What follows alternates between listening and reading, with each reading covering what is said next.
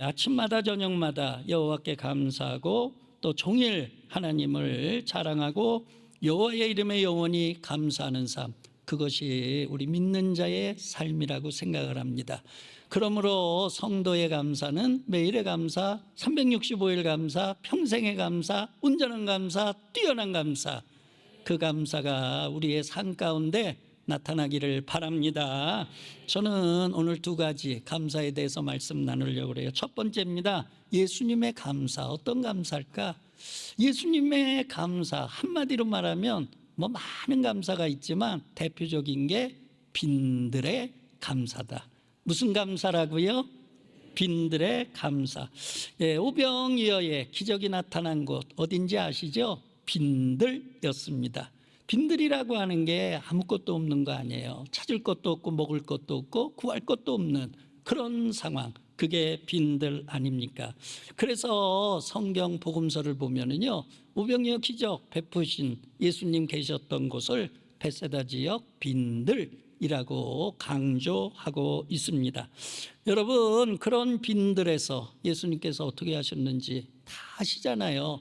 어린 소녀가 물고기 2마리, 보리떡 5개 가지고 왔어요. 지금 눈앞에는 5,000명이 먹을 거 달라고 요구하고 있어요. 보리떡 5개, 물고기 2마리, 5,000명. 여러분, 이거는요 게임이 안 돼요. 도저히 그거 가지고는 해결이 안 돼요. 5,000명을 어떻게 그거 가지고 먹여요? 그런데 우리 주님께서는 한 줌밖에 안 되는 그걸 가지고 어떻게 하셨는가? 요한복음 6장 11절 말씀이죠. 다 같이 읽어보도록 하죠. 예수께서 떡을 가져 축사하신 후에 앉아있는 자들에게 나눠주시고 물고기도 그렇게 그들의 원대로 주시니라. 뭐 하셨다고요? 축사하셨다는 거예요. 축사라고 하는 거 어려운 단어죠. 헬라어 원어가 뭐냐? 유카리스테오예요. 자, 무슨 의미냐? 감사를 표현하다, 감사를 드리다. 지금 턱없이 부족해요. 한 줌밖에 안 돼요. 그럼에도 불구하고 하나님은 하늘의 하나님께 우러러 감사했다는 거예요.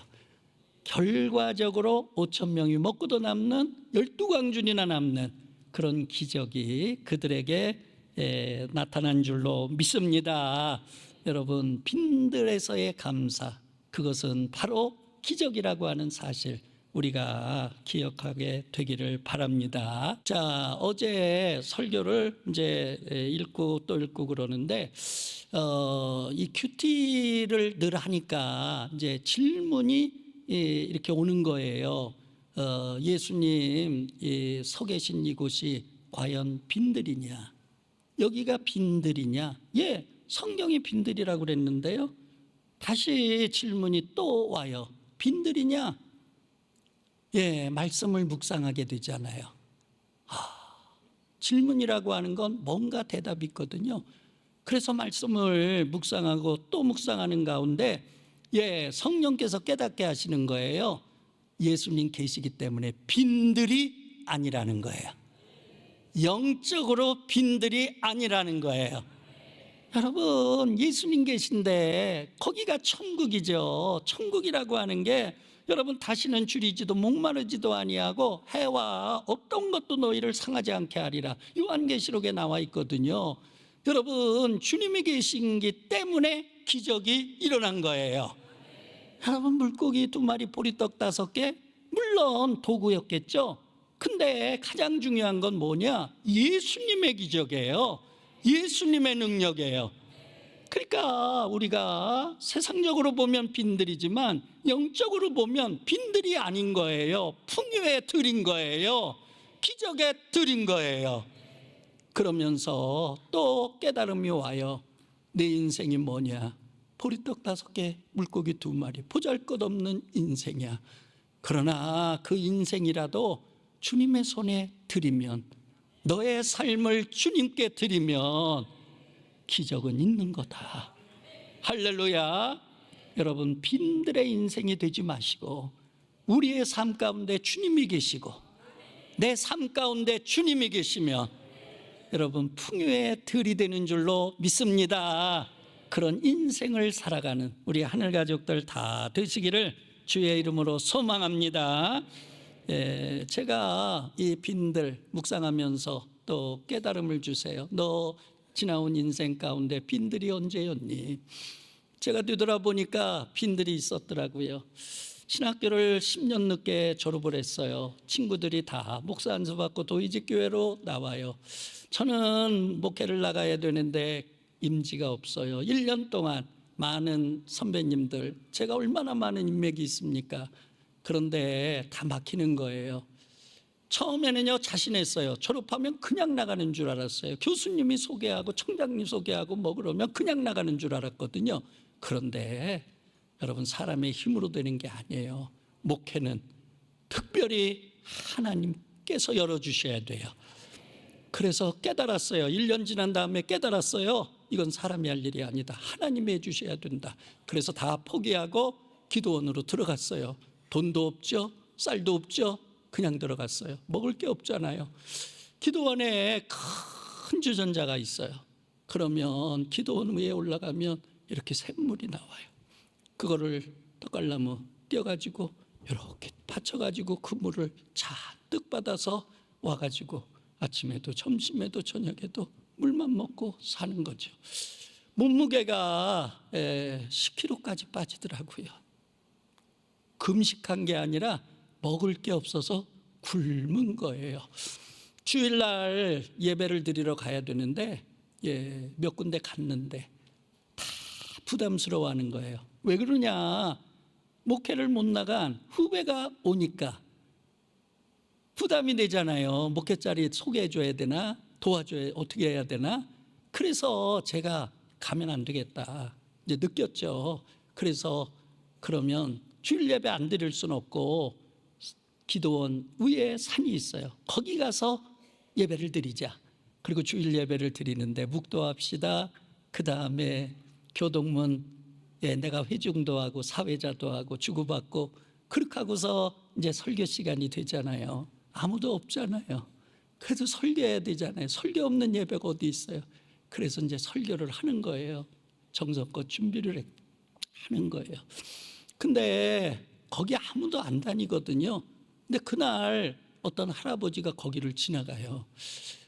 멀쩡하게 생긴 청년이 설교를 하고 있는데 그분은 설교를 모르잖아요.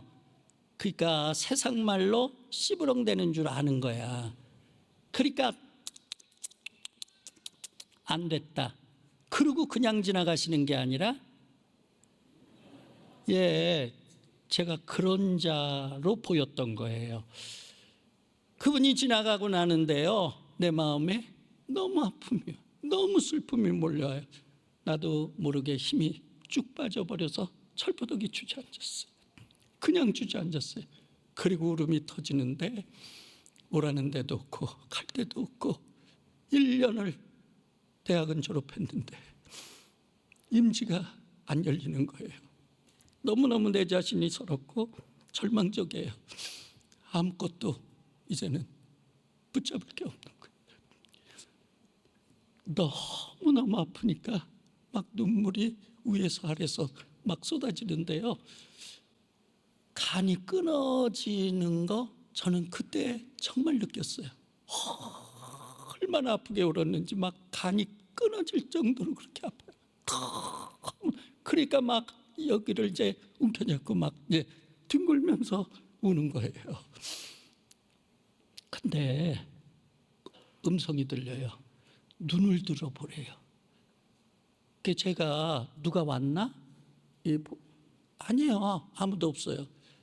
그 내가 굶어가지고 이거 헛것봤나 보다. 그렇게 하고서 또 이제 우는데 하염없이 또 눈을 들어봐라 그래. 그래서 제가 두 번째는 이러다가 정말 미치는 건가? 그런 생각이 들어요.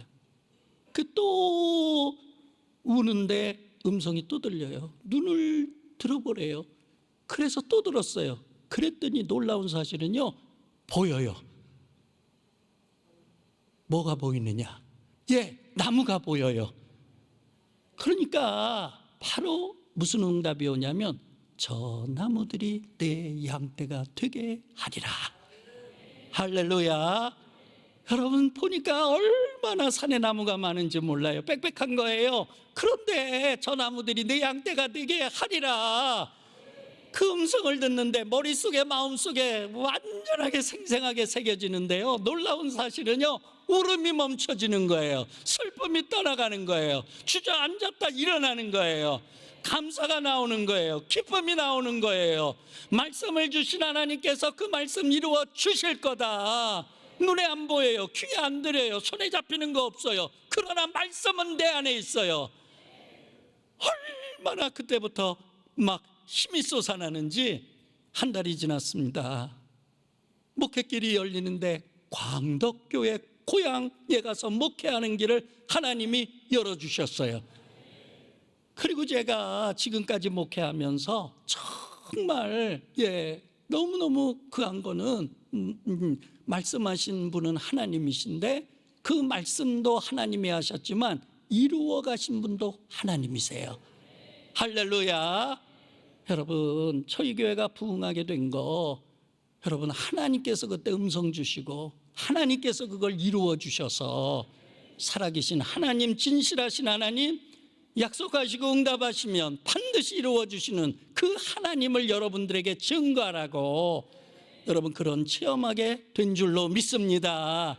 여러분 빈들이었지만은 그러나 하나님이 임재하니까 빈들이 아니라 여러분 기적의 그 땅이 되는 거예요. 여러분들의 인생에 그런 축복이 있기를 간절히 소망합니다. 두 번째, 바울의 감사죠. 이제 골로새서 2장 6절에서 7절 말씀 한번 읽어보도록 하죠. 그러므로 너희가 그리스도 예수를 주로 받았으니 그 안에서 행하되 그 안에 뿌리를 박으며 세움을 받아 교훈을 받은 대로 믿음에 굳게 서서 감사함을 넘치게 하라. 어디에 굳게 서라고요? 믿음에 굳게 서라. 믿음에 굳게 설 때 감사함이 넘치게 된다는 거예요. 믿는 자의 감사는요, 인간의 감사가 아니라 믿음의 감사인 거예요. 할렐루야. 종교개혁 뭘로부터 시작됐나요? 질문하면서부터 시작된 거예요. 큐티 잘하는 방법이 뭐예요? 질문하는 거예요. 예수님 왜 이러셨지? 왜 여기서 그렇게 하신 거지? 이 나병 환자가 뭐라고 예수님께 요구한 거지? 이제 질문하면은요, 우리가 말씀을 더 깊게 깨닫게 돼요. 큐티가 더 풍성해져요. 그래서 늘 신앙생활하면서 덮어놓고 신앙생활하지 마시고 늘 질문하면서, 영적으로 질문하면서 여러분들의 믿음이 깊어지기를 바랍니다. 팀 켈러라고 하는 목사님이 당신이 정말 진실한 크리스찬이라면 다음 세 가지 질문에 분명하게 대답할 수 있어야 된다. 세 가지 질문이 뭐예요? 제가 질문할게요. 여러분 좀 대답을 해주세요. 삶에 하나님의 임재의 증거가 있으십니까? 말씀으로 변화되는 증거가 있으십니까? 하나님의 은혜와 자비에 대한 감사의 증거가 있으십니까? 다시 질문합니다. 자비에 대한 감사의 증거가 있으십니까? 할렐루야.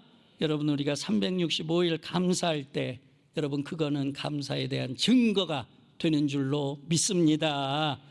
우리 하늘중앙교회 성도들 이 세 가지 질문에 항상 자신 있게 아멘 대답하셔서 하나님이 인정하는 그런 크리스찬들이 되기를 바랍니다. 사도 바울이 믿음에 굳게 서서 감사함을 넘치게 하라. 그러면 믿음에 굳게 선다고 하는 게 뭘까? 굳건한 반석이시니 그 위에 내가 서리라. 그 위에 내가 서리라. 여러분 예수에 굳게 서는 거예요. 여러분 예수에 굳게 서는 게 믿음에 굳게 서는 거예요. 사도 바울 여러분 얼마나 그의 선교의 삶이 어렵고 힘들고 고난의 연속이었습니까? 정말 사도 바울의 1차, 2차, 3차 전도 여행을 보면 복음을 전하다가 얼마나 숱한 방해와 그 다음에 핍박을 받습니까? 강도의 위험, 강의 위험, 바다의 위험, 또 사람들의 위험, 죽을 고비 몇 번 넘기, 매 맞고 그 다음에 굶주리고 또 옥에 갇히고, 정말 그런 아픔 없죠. 해산의 고통, 그 고통 아마 아이를 낳으신 분들만 알 겁니다.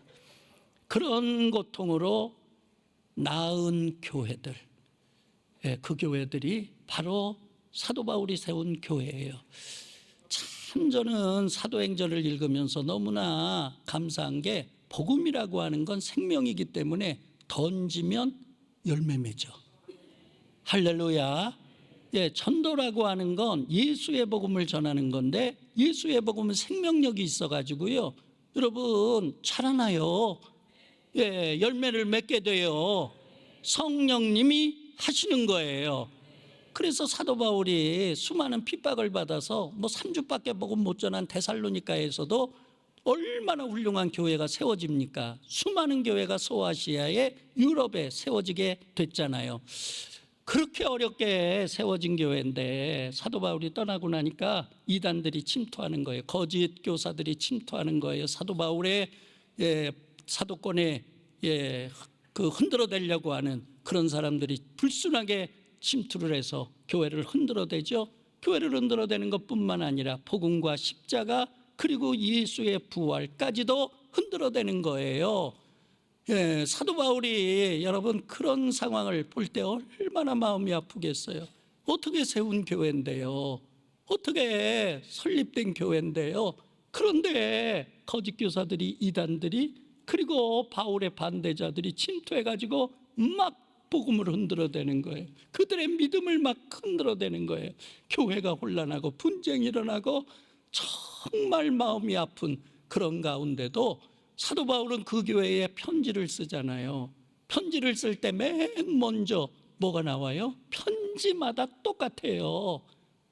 사도 바울의 신앙의 위대함이 거기서 느껴지는 거예요. 한번 다 읽어보도록 하죠. 빌립보서 1장 3절부터요. 빌립보서 1장 3절입니다. 빌립보서 1장 3절부터 읽어보도록 그렇게 하겠습니다. 다 같이요. 내가 너희를 생각할 때마다 나의 하나님께 감사하며 우리가 너희를 위하여 기도할 때마다 하나님 곧 우리 주 예수 그리스도의 하나님께 감사하노라. 우리가 너희 모두로 말미암아 항상 하나님께 감사하며 기도할 때에 너희를 기억하면 내가 밤낮 간구하는 가운데 쉬지 않고 너를 생각하여 청결한 양심으로 조상적부터 섬겨오는 하나님께 감사. 내가 항상 내 하나님께 감사하고 기도할 때에 너를 말하면 늘 그 얘기를 해요. 너희를 생각할 때마다, 너희를 위해 기도할 때마다 내가 하나님께 감사하노라. 여러분 지금 상황이 감사할 상황입니까? 옥중서신은요, 바울이 로마 감옥에 갇혀 있을 때 쓴 거예요. 자신의 상황도, 그리고 교회의 상황도 감사할 수 없는 상황이에요. 그런데 사도 바울은 진짜로 감사했어요. 여러분 그 감사는 인간의 감사가 아니죠. 여러분 믿음에 굳게 서니까 감사할 수 있었던 거예요. 왜 그러냐? 사도 바울 안에 예수가 계세요. 갈라디아에서 분명히 고백했어요. 나는 죽고 예수로 살았다. 할렐루야. 나는 십자가에 못 박았다. 내 안에 사는 것은 오직 예수라. 그 다음에 사도 바울은 알았던 거예요. 복음을 전했는데 교회가 세워지는 거예요. 누가 하시는 거냐? 성령님이 하시는 거예요. 주님이 하시는 거예요. 사도 바울은 안 거예요. 주님께서 그 교회를 통치하실 거다. 주님께서 그 문제를 해결해 가실 거다. 주님께서 수습해 가실 거다. 교회의 주인은 주님이시다. 인간이 방해해서 안 될 것 같아도 주님께서는 주님의 교회를 책임지실 것이다. 할렐루야. 그런 가운데서 너희들이 믿음을 그대로 갖고 있는 거 감사해, 감사해, 감사해. 할렐루야. 여러분 입버릇처럼 그냥 상투적으로 감사한 게 아니에요. 립서비스로 감사한 게 아니에요. 사도 바울 안에 예수가 계시는 거예요. 그 교회 안에 예수님 계시는 거예요. 그 믿음이 있는 거예요. 그렇기 때문에 진실하게 감사한 줄로 믿습니다. 여러분 우리들의 감사가 그런 감사가 되기를 간절히 소망합니다. 할렐루야. 개인적인 간증에서 너무 죄송합니다. 중학교 때 저희가 광덕에서 인천으로 이사를 가셨어요. 인천에 가서 육촌 누님이 굉장히 잘 살았어요. 세무서 다니는 매형하고 결혼을 했는데 그분이 부잣집에 인천 갑부예요. 그래서 아버지 농사 짓는 거 보고 너무너무 고생하신다고, 자식 여러 명 어떻게 먹고 살겠냐고 올라오시라고, 그래서 그 누님이 밀어주셨어요. 그래 저희가 이제 양화점을 3개를 하고, 그때는 다 수제화잖아요. 그러니까 그 구두를 전부 공장에서 이제 직접 만들어야 돼요. 근데 너무너무 잘 되는 거예요, 양화점이. 그래가지고 뭐 어마어마하게 이제 하는데, 공장에 이제 일꾼들이 있잖아요. 막 30명, 또 막 많을 때는 50명까지. 그러면 어머니가 그 밥을 다 혼자 하세요. 그 보면은요, 아침부터 저녁까지 어머니가요 허리를 펼 시간이 없어. 그 많은 사람들 밥 다 혼자 하시고, 그 다음에 설거지 다 혼자 하시고, 또 아침 끝나면 점심, 점심 끝나면 저녁 준비하는데, 제가 보니까 너무 어머니가 어려워, 불쌍해, 너무 힘들어. 그래서 저는 이제 얼른 가가지고 이제 어머니 막 설거지하는 거 막 이렇게 같이 하고 그랬어요. 이상하게 저는 그렇게 되더라고요. 이제 그때는 이제 남자가 부엌 들어가고 그런 거 하면 가운데가 떨어진다 그래야. 그래가지고 형들이 너 그런 거 하면 안 돼 그래. 그 제가 그랬어요. 아니야, 안 되는 게 아니라 해야 돼. 어머니 불쌍하잖아. 그런데 안 되는 게 아니라 저를 보세요. 되슈 안 되슈? 되슈. 집에서 많이 도와주시기를 바랍니다. 많이 도와주시기를 바랍니다. 그때 저희 어머니가 좋아하는 찬송이 몇 개 있는데, 지금까지 지내온 것 주의 크신 은혜라, 한이 없는 주의 사랑 어찌로 말하랴. 자나깨나 주의 손이 항상 살펴주시고, 모든 일을 주 안에서 형통하게 하시네. 할렐루야. 저희 어머니가요 설거지 할 때도, 그릇 그 무거운 거 날릴 때도 이 찬양하면서 춤을 추면서 일을 하세요. 춤을 추면서 일을 하세요. 어머니는 웃지만은 저는 보면서 눈물을 흘렸거든요. 어머니 너무 고생하신다고. 그런데 여러분, 우리가요 정말 어머니가 어떻게 감사할 수 있었을까? 어머니가 어떻게 춤추면서 일할 수 있었을까? 그것 때문에 어머니는 승리하셨어요. 예수님 때문에 승리하신 거예요. 예수님 없으시면 우리 어머니 못 사셨을 거예요. 정말 우리의 삶에 예수님이 힘이 되기를 바라요. 정말 예수님이 에너지가 되기를 바라요. 모든 어려움을 이겨내는 능력이 되기를 바라요. 예수는 소망이에요. 예수는 힘이에요. 예수는 능력이에요. 자, 우리의 인생 항해하는 배와 같죠. 항해 끝날 때까지 파도가 얼마나 밀려와요. 풍랑이 얼마나 밀려와요. 그럴 때 우리가 2가지 정말 기억해야 될 거는, 우리 예수님은요 풍랑을 잔잔케 하시는 분이에요. 여러분, 미래에 풍랑을 잔잔케 하시는 주님이 여러분들 풀어닥쳐오는 온갖 파도와 풍랑을 잔잔케 해주시기를 소망합니다. 늘 여러분들이 믿음으로 선언하세요. 내 미래에 풀어닥쳐오는 파도와 풍랑 주님이여 잔잔케 하여 주시옵소서. 또 우리가 탄 인생의 배 선장은 누구냐? 주님이세요. 여러분, 그 주님께서 저 영원한 세계, 저 천국에 이를 때까지 우리의 항해가 성공적이고 승리하는 항해가 되도록 인도해 주실 거예요. 여러분, 확신을 가지시기를 바랍니다. 내 인생의 탄배의 선장은 주님이십니다. 주님이 풍랑을 잔잔케 하십니다. 천국까지 승리하는 성공적 항해가 될 줄로 믿습니다.